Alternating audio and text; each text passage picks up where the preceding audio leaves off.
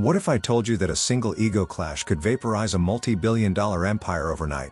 Not a bad quarter, not a failed film.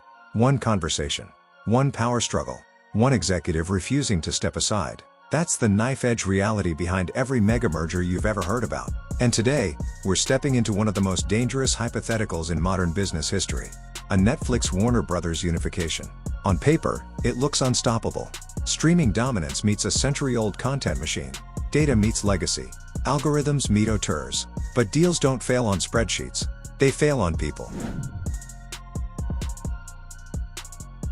Strategically, the merger makes terrifyingly good sense.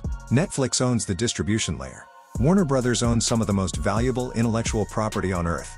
DC, Harry Potter, HBO's prestige catalog, a global theatrical footprint built over generations. Analysts would call it synergy. Wall Street would call it inevitable. But inevitability is a myth in deal-making, because every merger of equals is actually a polite lie. There is always a dominant culture. There is always a winner. And there is always someone who believes they should be that person.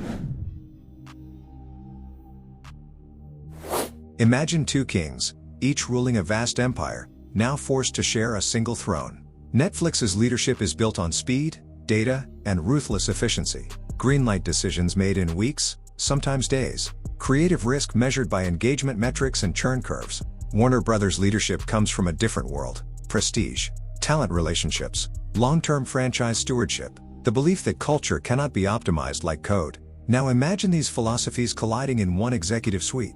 Who controls content strategy? Who has final say on billion-dollar franchises? Who decides whether a film belongs in theaters or goes straight to streaming? These are not operational questions. These are existential ones. And for the executives involved, the wrong answer doesn't mean demotion. It means erasure. Here's what the public never sees. The real non-negotiables in a deal like this aren't price or valuation. They're power clauses buried deep in governance documents. Board control, voting thresholds, succession planning, kill switches. Who can fire whom? Who survives the first bad quarter? Who gets blamed when the stock dips? In deals this large, executives don't fight for money. They fight for narrative control.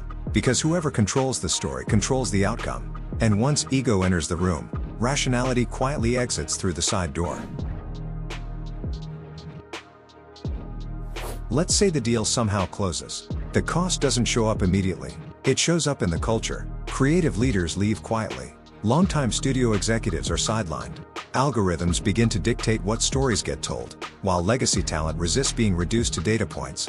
At the same time, Netflix's efficiency machine starts to slow under the weight of legacy bureaucracy. This is the paradox of mega mergers. You gain scale, but you lose sharpness. You gain libraries, but risk losing soul. And the market always notices. If a combined Netflix-Warner entity survived the internal war, it would reshape entertainment overnight. The theatrical release calendar would compress. Fewer wide releases, more global event films. Greenlighting would favor franchises over experimentation. For consumers, the upside would be undeniable. Deeper catalogs, integrated cinematic universes, seamless global releases. But the downside would be just as real. Higher prices, fewer independent voices, less competition pushing innovation. Entertainment would become efficient. And efficiency, historically, is not where art thrives. So who's left standing? Disney, Amazon, Apple, tech giants with balance sheets larger than most countries. And that's the real story here. This hypothetical merger isn't about Netflix or Warner Brothers at all.